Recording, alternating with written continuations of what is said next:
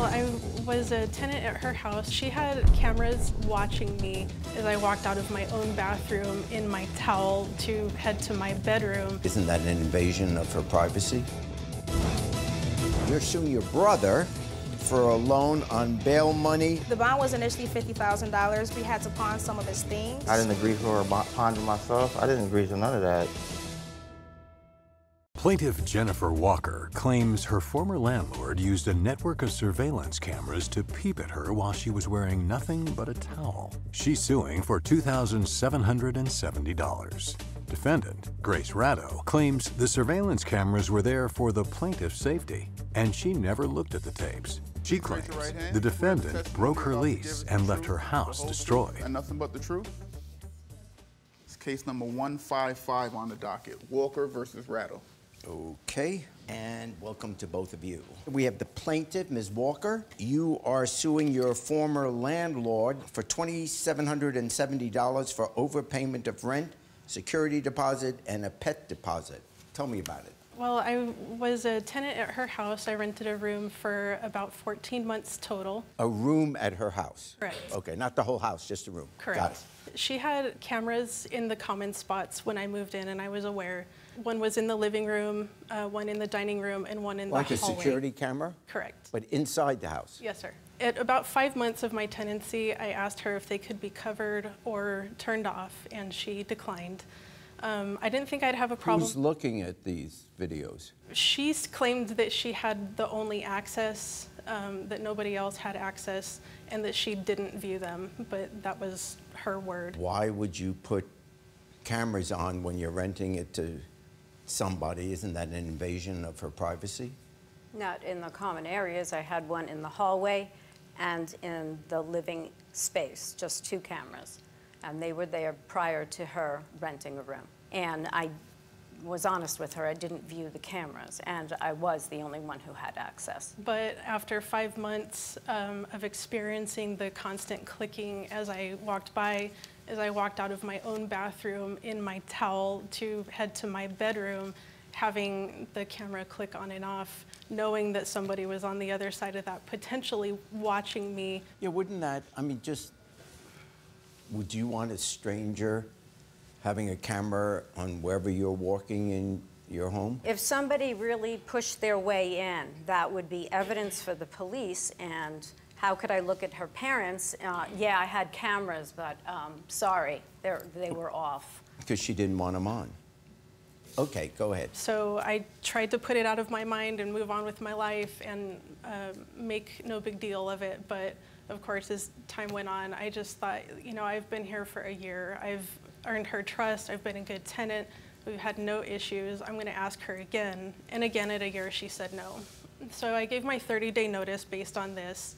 So I texted her that I would be thoroughly cleaning the house before I left, and that I was currently sending her my last rent check. She said, thank you for letting her know, and please ensure that the carpets and furniture were professionally cleaned before I left. So I did have the carpet professionally cleaned, and I even went above and beyond and had the area rug in my bedroom professionally cleaned. When I told her over text message that I would not be doing anything beyond what was in the lease, she took it very personally and started making personal comments toward me, and she said, I was kind to you, and you should not think that this is the kind and Christian thing to do, and she put Christian in all caps. And I begged the question, what does religion have to do with a business contract? It was not about religion. I let her know at that time that I had overpaid the rent because I paid beyond my 30-day notice. Yeah. And I asked her if she would be returning this to me, as well as requesting a preliminary walkthrough of her property. At that time, she didn't even acknowledge my request for a preliminary walkthrough. I asked several times. Also, she denied me the right to view her walkthrough checklist.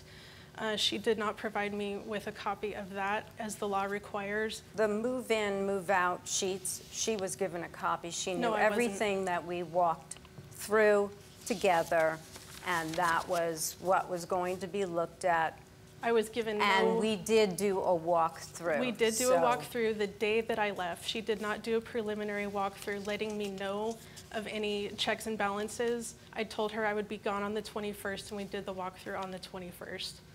No, we did not. Yes, we did. Here I'm asking her if I can see the notes that she's taking, and she said there's nothing to see, if anything, or nothing is wrong unless she mentions it.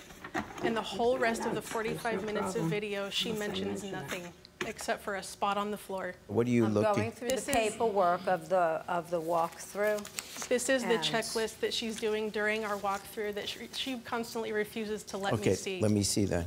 And she did not She was provide very me a copy. combative, and that was my only copy Combative? of the That original. suggests- So I didn't trust her at that point to have my only copy of my proof of what So was she taking admits she place. didn't give me a copy. I want that in the record. She admitted she didn't give me a copy. The toilet paper holder, that bar, is missing. She said it broke. She never told me, and she threw it out. Normal wear She and doesn't tear. have a right to throw out my property. Normal wear and tear. It broke She during has use. more damages that have occurred. Can we have the video? Prove it. Yes, let's see for the video of the damages? damages. Let's see that. I see this is pulled out. That was The this first alert. carbon monoxide detector that she pulled out, didn't tell me No, that there it were wasn't working. measuring cups, a whole set. So that you have a cup and a quarter cup, but the other two are missing. On the But where's the list. piece? It wasn't on your preliminary list either. The toilet tissue. All right, She hang said- on, lady. Let the judge hear. Let the judge. Did you smell the comforter? Here, let me smell it. Fresh laundry. How is that evidence of anything, Miss Ratto? I Your have Honor, can I give photographic- you a list of the Yes. breakdown? She said she cleaned. That's not cleaning. That's when she asked me if the cameras could be turned off, and I said no, and I could tell she was very angry. The next day, she covered the cameras. Can we have the video of that? They were there for security. They were not Oh, looked I at thought you didn't look by at the me. cameras, Grace. And she went about, this is not I an thought you area never that she's accessed renting. the cameras. She rents a room. She has, yeah. That's pretty evil. The day after I left, she decided to take this in her own hands. She has no right to alter the common areas. She knew The lease they were agreement there. said that the cameras She were could to be leave up. The anytime lease agreement she did not wanted say the to. cameras had to be uncovered. Again, the pretty picture. She knows she's not supposed to be doing that. Then, I had no way of checking what happened to the couch.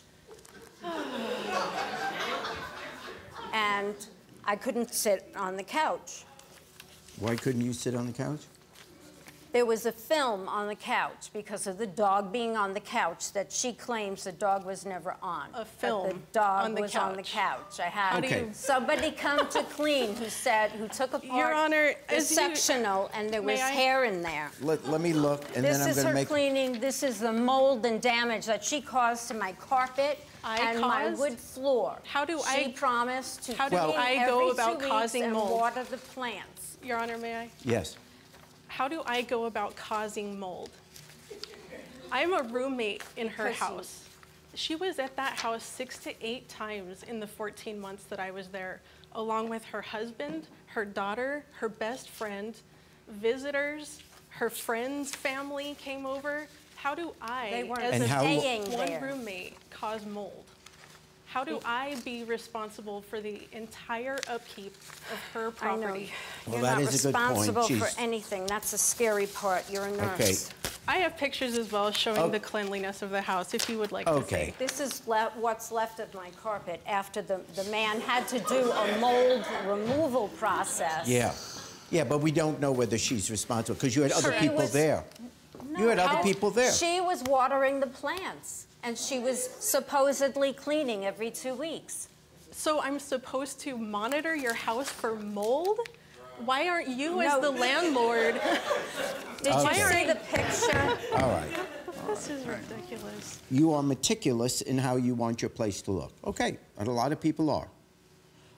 I would just, if I were your friend, I would say, why are you renting out your home or property you own to strangers if you are that meticulous. Because when a human being lives there, they're going to have their own habits, their own styles, regardless of what's in a lease. I don't think you're malicious, so the idea for treble damages, I'm dismissing that. Treble damages are given if someone is acting maliciously. She has a lifestyle that is different than yours. I don't believe that's malicious. She sued for return of the security deposit, the return of the pet deposit, $200, and money overpaid on the rent. So that comes to $923. She asked for treble, which means it would be tripled. That's why she asked for $2,770. I don't think she should get triple, but I do think she's entitled to return of her security deposit, the pet deposit, and the overpaid rent. She caused me. It's $2,300. She used a room. She had no right to use that room, and she used it as storage. I'm one she person asked out of me 6 if in that the house, AC Grace. unit can go in that room, and I said no. Just she breathe used and let it go. as storage. She didn't have a right to my whole house. If I rented just that extra room bedroom as storage, sir, how do you give her her money back? I can't believe you're still talking. She accepted those responsibilities. She's entitled to the overpaid rent of $148. She's entitled to the pet deposit of $200. She didn't and I'm not interested in that. I'm telling you what I'm ordering. How can I rent to somebody else? I don't know. When she Stop it! I'm telling you what the order of the court is, okay? This isn't a debate society. So I'm going to leave $300 of the security deposit with the defendant to pay for the damages to the floor.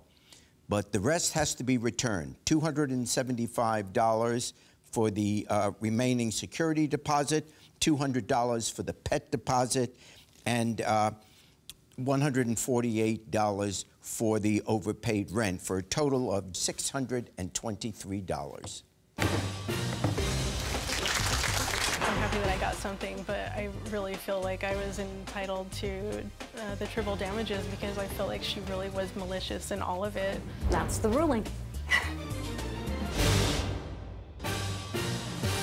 Plaintiff Bianca Byrd is suing her brother for $5,000 for failing to pay back money she put up to bail him out of jail. She claims her brother is bitter. She didn't bail him out every time.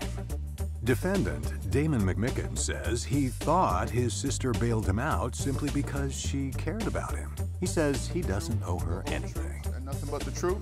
Yes. Case 135 on the docket, Byrd versus McMickens. Okay, and welcome to both of you. We have Ms. Byrd. That's right. And you are suing, you're suing your brother for $5,000 for a loan on bail money and lost wages. Your brother's name is Damon McMickens, right? Yes. Okay. Back in December of 2016, he was incarcerated and I bailed him out of jail. He called home with the promise to pay that, hey, you get me out of jail, I'll pay you the money back. And how much was the bond? The bond was initially $50,000, but I found a bondswoman to do it for a percentage. And so she charged us $5,000. Right, yeah, that's about right. At 10% usually is what the bond is. So initially, I put $1,125 down on it. Right. I submitted some money. Damon submitted some money. Well, he was incarcerated, so he wasn't able to physically submit it. So how we had to submit it was we had to pawn some of his things to get the total of $1,125. And that's what you owed the bondsman at the time? That was the initial payment to get him out. But eventually, you would have to pay $5,000. Yep. And so I actually have evidence, if you would like to see it, yes, of the bond. And this right here is the initial bail bond receipt. I didn't get this one. This is the initial bail bond receipt. Here's the receipt, Judge. Okay, so you bailed him out for $1,125, but ultimately you still owed $3,900. And the money would be taken out of your weekly or bi-weekly paychecks. Bi-weekly. Bi-weekly paychecks, and then he would pay you back. I didn't agree to that. I didn't ask you to bail me out. Okay, what's your story? You're saying you didn't agree to... No, I didn't ask you to bail me out. I didn't agree to all that. I feel like it was all a con. Well, first of all, she's your sister. Yeah, but... Okay, so you're in jail, and you want to get out, and you didn't say, hey, thanks for doing this, I'll pay you back? No, I never said I would pay her back, but I thanked her for getting me out, but I never agreed to paying her back. I didn't even know it was a high bond Where do you like that. think she was going to get $5,000? She's your I sister. wouldn't have bailed him out in the first place. I didn't agree to all that. Then why did you start paying her back? You gave her some payments. How many times did he pay you anything? I got 2 payments from him in the amount of $300. Right. So if you're saying it wasn't a loan, then why'd you pay her $300? $600. $600. I felt like I was paying rent, you know, because I lived with her at the time. You know, I didn't know I was paying back, you know, bond. I didn't even know my bond was 50 grand or $5 grand. You know, I never agreed to paying back money.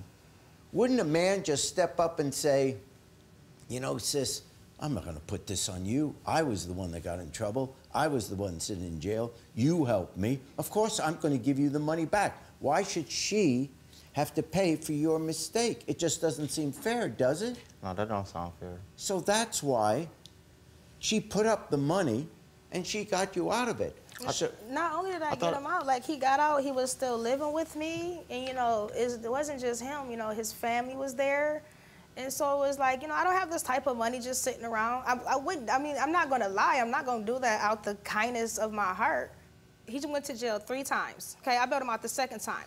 I think he's kind of like, how this case stems up why he's like not paying me the money back is because he's kind of bitter that I didn't bail him out the 3rd time that he went to jail for it.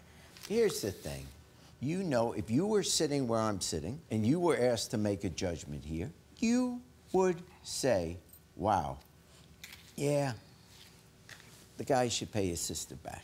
I feel badly even that you need a court to tell you you should pay your sister back. You know, this isn't a life enemy. This is your own blood. And she bailed you out. You owe her the remaining amount of money, which is $4,828.50. They're garnishing my checks. Yes. My checks are getting garnished, and so, you know, I'm not able to take, you know, care for the family that I provide for. I fined for the plaintiff in the sum of $4,828.